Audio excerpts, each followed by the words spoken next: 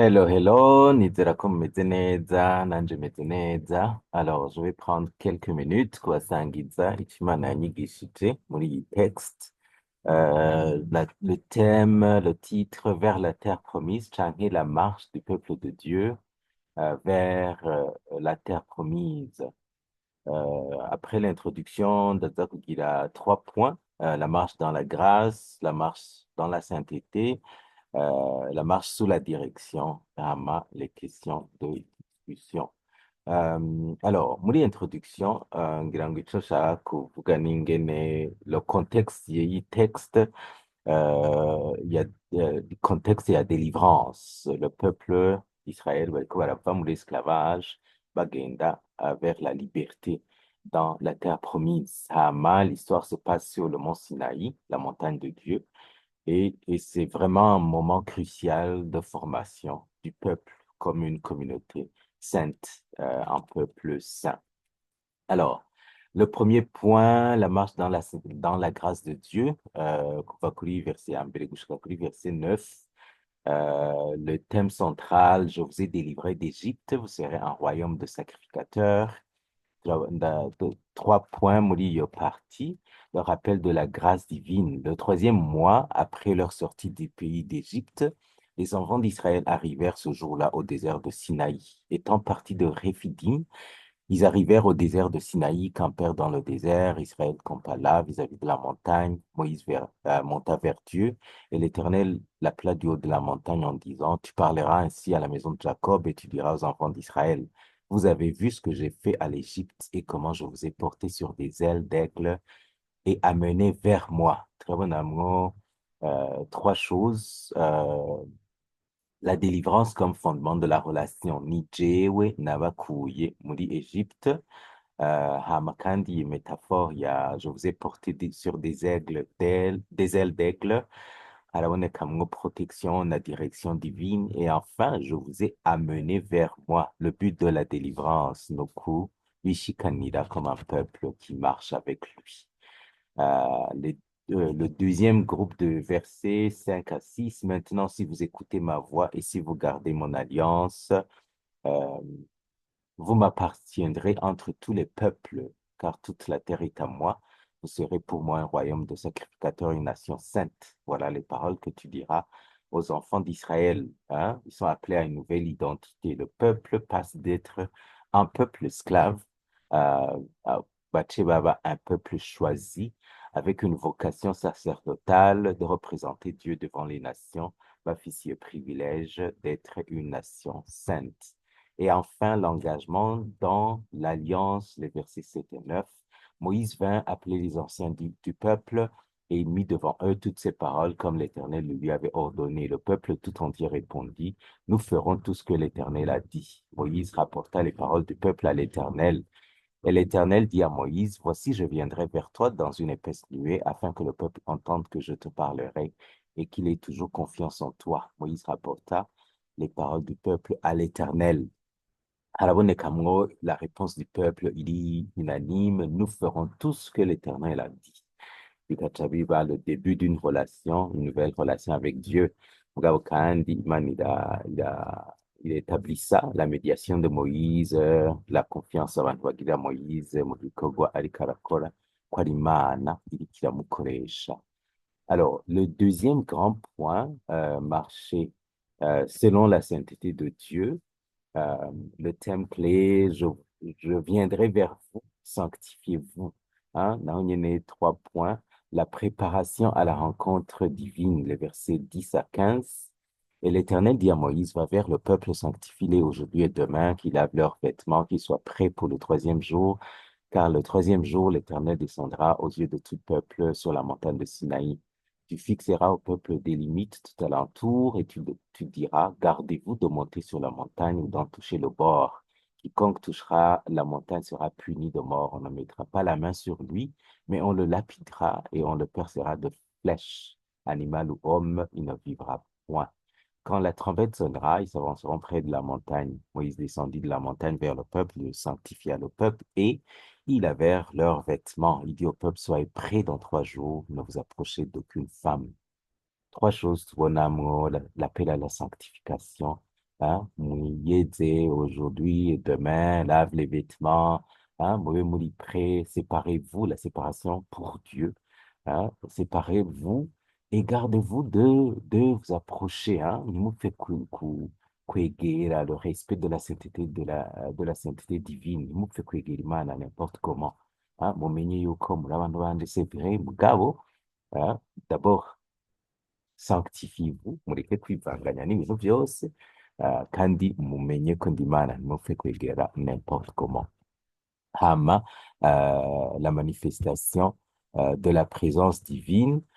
Turabonamwo du verset 16 au verset 19. Le troisième jour au matin, il y eut des tonnerres, des éclairs, une épaisse nuée sur la montagne, selon le son de la trompette retentit fortement, et tout le peuple qui était dans le camp fut saisi d'épouvante. Moïse fit sortir le peuple du camp à la rencontre de Dieu et se placèrent au bas de la montagne. La montagne de Sinaï était tout en fumée parce que l'Éternel était descendu au milieu du feu. Cette fumée s'élevait comme la fumée d'une fournaise et toute la montagne tremblait avec violence. Le son de la trompette retentissait de plus en plus fortement. Moïse parlait et Dieu lui répondait à haute voix. Alors, les signes de la théophanie ou de la présence de Dieu, des tonnerres, des éclairs, une épaisse nuée, le son de la trompette. Harimo Ningene, le peuple répond avec révérence. Le peuple qui était dans le camp fut saisi d'épouvante. Et cela montre l'importance de la présence de Dieu qui était descendu au milieu du feu et qui parlait avec Moïse. Euh, et Dieu répondait à haute voix. Troisième point, oui, deuxième point, les limites sacrées du verset 20 au verset 25. Ainsi l'Éternel descendit sur la montagne de Sinaï, sur le sommet de la montagne. L'Éternel appela Moïse sur le sommet de la montagne et Moïse monta. L'Éternel dit à Moïse, descends, fais au peuple la défense expresse de se précipiter vers l'Éternel pour regarder, de peur qu'un grand nombre d'entre eux ne périssent, que les sacrificateurs qui s'approchent de l'Éternel se sanctifient eux aussi, de peur que l'Éternel les frappe de mort. Moïse dit à l'Éternel, le peuple ne pourra pas monter sur la montagne de Sinaï, car tu nous as fait la défense expresse en disant, fixe des limites autour de la montagne et sanctifie-la. L'Éternel lui dit, va, descends, tu monteras ensuite avec Aaron, mais que les sacrificateurs et le peuple ne se précipitent point pour monter vers l'Éternel de peur qu'il ne les frappe de mort. Moïse descendit vers le peuple et lui dit ces choses. Leçon que je tire. Noko, la montagne, c'est comme un lieu saint. Le mot fait kurirako.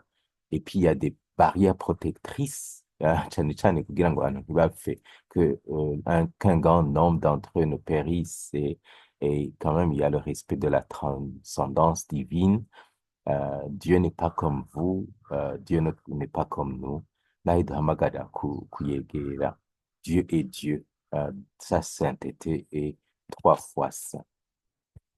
Alors, comme on a dit, le premier point, marcher dans la grâce, marcher dans la sainteté. Et enfin, le troisième et dernier point, la marche par la direction de Dieu. Je suis l'Éternel, ton Dieu, marcher selon mes lois. Alors, deux points. Point. L'autorité divine établie, les versets 1 à 2 du chapitre 20. Alors Dieu prononça toutes ces paroles en disant, je suis l'Éternel, ton Dieu, qui t'ai fait sortir du pays d'Égypte, de la maison de servitude. Il a clarifié son identité. Je suis ton Dieu, le Dieu d'alliance. Et la base relationnelle, alliance, ça sera les commandements. Et la grâce, c'est le fondement de la loi. Ce n'est pas les prouesses ou les mérites, mais c'est plutôt la grâce. Hacha rero, les 10 commandements, les directrices ou directives pour la marche avec Dieu, les versets 3 à 21. Habonekamwo, on peut prendre les commandements en deux grands groupes. D'abord, la relation verticale, marcher avec Dieu, 3 à 11. Tu n'auras pas d'autre Dieu devant ma face, tu ne te feras point d'image, tu ne te prosterneras point devant elle et tu ne serviras point, car moi, l'Éternel, ton Dieu, je suis un Dieu jaloux, bikabandanya. Tu ne prendras point le nom de l'Éternel, ton Dieu, en vain, car l'Éternel ne laissera point impuni celui qui prendra son nom en vain. Et le quatrième commandement, souviens-toi du jour du repos pour le sanctifier, parce que Dieu l'a fait aussi.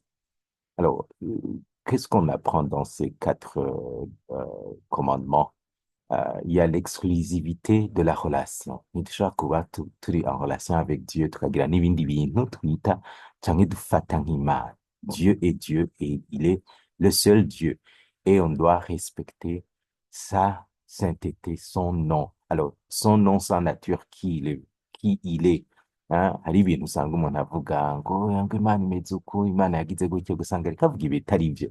Il faut respecter le nom de Dieu. Ntidushobora kuvuga Imana ngo tuje tuyatasha ko n'importe quoi. Il est Dieu, il est comme il est. Apprenons plutôt à le connaître. Et le quatrième verset met en place le rythme de vie selon Dieu. Nk'uko Imana yagize igakora iminsi itandatu ikaruhuka umunsi w'indwi, soyez comme ça. Parce que niko Imana iri, yaturemye mu ishusho yayo. Et puis, il y a les commandements qui définissent plus ou moins la relation horizontale, marcher avec les autres. Honore ton père et ta mère afin que tes jours se prolongent dans le pays que l'Éternel, ton Dieu, te donne. Tu ne tueras point, tu ne commettras point d'adultère, tu ne déroberas point, tu ne porteras point de faux témoignages contre ton prochain, tu ne convoiteras point la maison de ton prochain, tu ne convoiteras point la femme de ton prochain, ni son serviteur, ni sa servante, ni son beurre, ni son âne, ni aucune chose qui appartienne à ton prochain. Mubane amahoro. L'harmonie familiale et sociale, le respect de la vie et des relations et l'intégrité dans tous les domaines. La dernière chose, nous lit au texte, les versets 18 à 21. Tout le peuple entendait les tonnerres, le son de la trompette, et il voyait les flammes de la montagne fumante. À ce spectacle, le peuple tremblait et se tenait dans l'éloignement.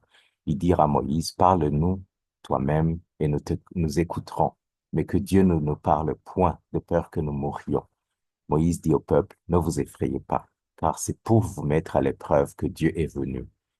Et c'est pour que vous ayez sa crainte devant les yeux, afin que vous ne péchiez point. Le peuple restait dans l'éloignement, mais Moïse s'approcha de la nuée où était Dieu. Encore une fois, on apprend la crainte respectueuse, la nécessité d'un médiateur et la confiance dans la direction divine. Alors, on a aussi dit Moïse, que la mais on ne peut pas approcher de Dieu sans Christ. Voilà. Alors, pour les questions de discussion en petits groupes, c'est sur les trois aspects, la grâce, la sainteté et la direction. Euh, Partagez un moment précis de votre vie où vous avez clairement reconnu la grâce libératrice de Dieu, comme Israël reconnaissant sa délivrance d'Égypte. Et dans notre monde moderne, quels sont les lieux saints, entre guillemets, ou les moments spéciaux que vous réservez intentionnellement pour rencontrer Dieu? Et enfin, pouvez-vous partager une expérience où votre obéissance à Dieu, bien que difficile au début, est devenue une expression de votre amour et de votre reconnaissance envers lui? Voilà, mes amis, Imana iduhezagire, tubandanye tugendana nayo, tugenda vers la liberté dans la terre promise.